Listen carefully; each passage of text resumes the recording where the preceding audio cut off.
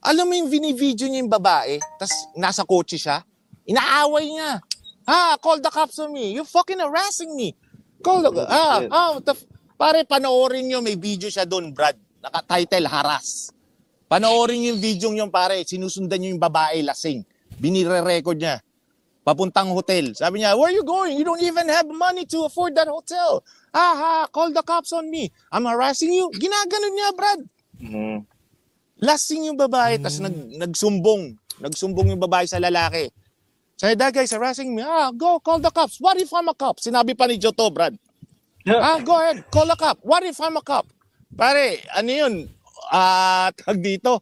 Impersonating. Felony yun. Ha? Impersonating. Impersonating police officer. What if I'm a cop? Gumanon pa, Brad.